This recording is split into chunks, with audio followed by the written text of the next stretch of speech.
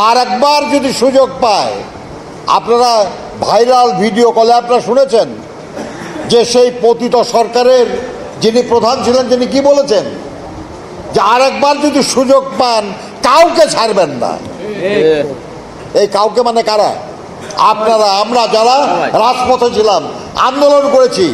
আমি তো নিজেই 6 তারিখে রাত্রে জেল থেকে বের হয়েছি এই বয়সে। ছাড়বে না কাউকে, কাজেই ঐক্যবদ্ধ থাকতে হবে। এবং এই যে দাবি তারা করেছেন, আমি শুধু অনুরোধ করবো এটা বলার জন্য যে এই যে সরকার যারা এখন আছে তাদের এই ব্যাপারে ভূমিকা পালন করতে হবে।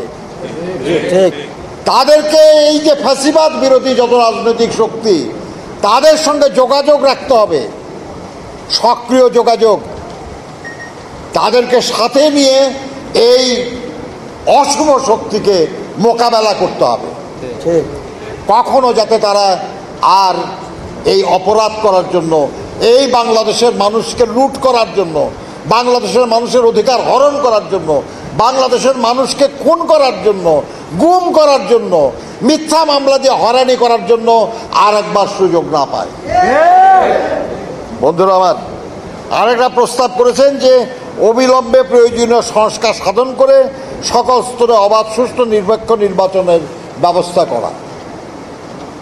এটাও গুরুত্বপূর্ণ বিষয়। মনে রাখতে হবে, এখন যে সরকার দায়িত্বে আছে তারা জোর করে ক্ষমতা দখল করে নাই। আমরা এদেশের মানুষ, আমরাই তাদেরকে এই দায়িত্ব দিয়েছি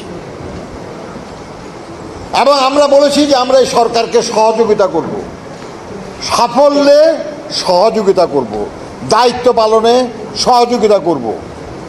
কিন্তু তাদেরও মনে রাখতে হবে যে তারা হলেন অন্তর্বর্তীকালীন সরকার। একটা সরকার থেকে আরেকটা সরকারের মাঝখানে যে অংশ, তারা সেই সময়ের দায়িত্বপ্রাপ্ত এবং তাদের মূল দায়িত্ব হলো, আগের সরকার নির্বাচনের নামে প্রহসন করেছে, জোর করে ক্ষমতা দখল করেছে। ইনাদের দায়িত্ব হলো একটা সুষ্ঠু নির্বাচনের ব্যবস্থা করা, যাতে জনগণের মতামত যথাযথভাবে প্রতিফলিত হয় এবং তার মাধ্যমে যারা দায়িত্ব পাবে ওনারা কোনো দলের লোক না। কাজে কোন দল ক্ষমতায় আসলো বা না আসলো তাতে তাদের কিছু আসে যায় না। এই কাজটা করতে হবে। কারণ মনে রাখতে হবে একটা জিনিস,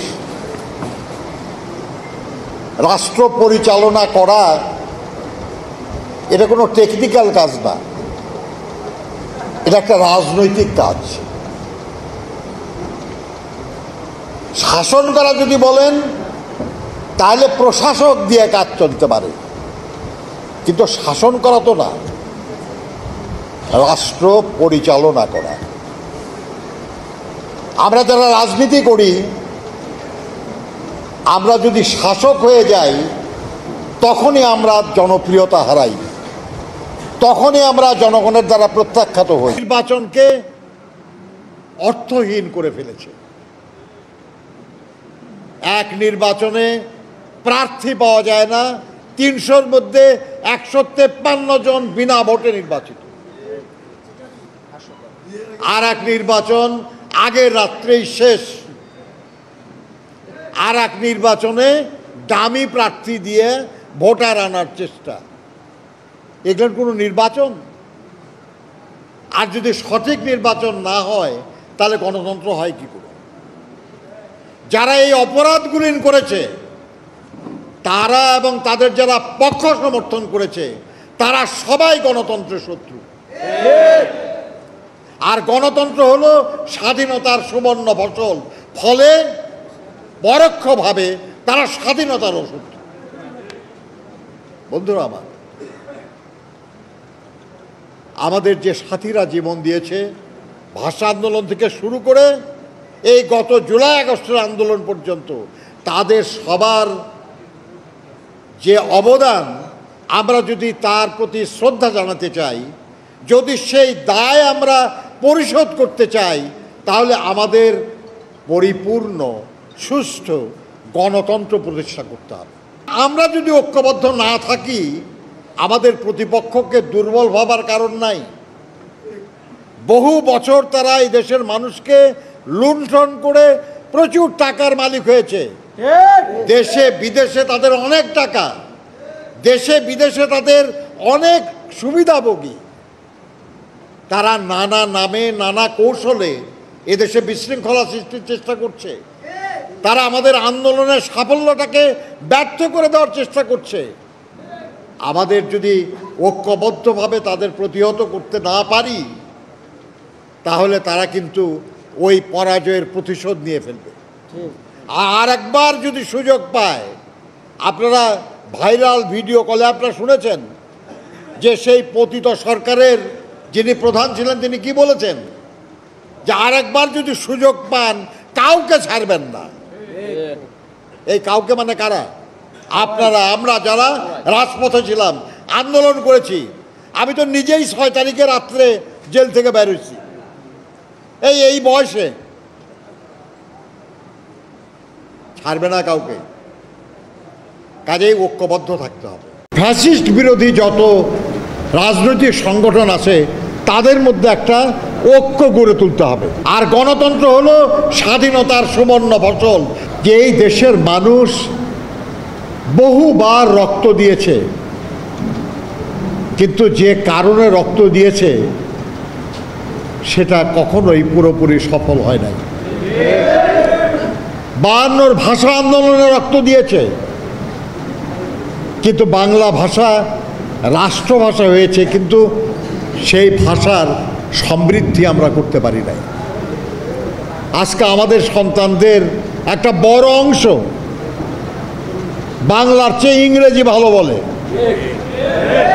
টেলিভিশনে হিন্দি দেখে, কার্টুন, হিন্দি কার্টুন দেখে। আমরা স্বাধীনতার জন্য লক্ষ লক্ষ মানুষ জীবন দিয়েছি। সেই স্বাধীনতার সুবর্ণ ফসল মাত্র 3.5 বছরের মধ্যে আমরা হারিয়েছিলাম। একদলীয় স্বৈর শাসন বাকশাল কায়েম হয়েছিল এই দেশে। আমরা সামরিক স্বৈর শাসনের বিরুদ্ধে লড়াই করেছিলাম। 90-এর ছাত্র গণ অভ্যুত্থান আমরা করেছিলাম, গণতন্ত্র পুনঃপ্রতিষ্ঠা করেছিলাম, সংসদীয় গণতন্ত্র পুনঃপ্রতিষ্ঠা করেছিলাম। কিন্তু তার মধ্য দিয়ে এমন এক জালেম শাসকের আবির্ভাব হয়েছিল যারা গণতন্ত্রকে জবাই করেছে আরেকবার। গণতন্ত্রের বাহন হলো নির্বাচন, সেই নির্বাচনকে অর্থহীন করে ফেলেছে। এক নির্বাচনে প্রার্থী পাওয়া যায় না, 300-র মধ্যে 153 জন বিনা ভোটে নির্বাচিত। আর এক নির্বাচন আগের রাত্রেই শেষ।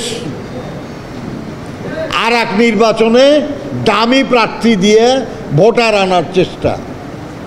এটার কোনো নির্বাচন? আর যদি সঠিক নির্বাচন না হয় তাহলে গণতন্ত্র হয় কি করে? যারা এই অপরাধগুলি করেছে তারা এবং তাদের যারা পক্ষ সমর্থন করেছে তারা সবাই গণতন্ত্রের শত্রু।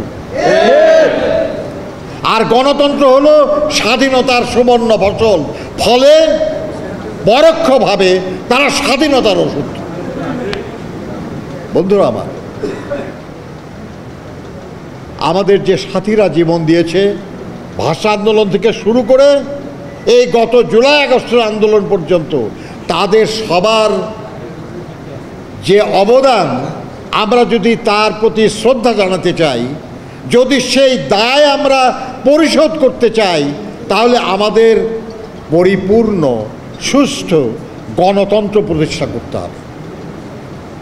আমি খুশি যে আমাদের ইসলামিক আন্দোলনের খেলাফত আন্দোলনের পক্ষ থেকে যে 6টা দাবি উত্থাপন করা হয়েছে তার খুব গুরুত্বপূর্ণ আর কি।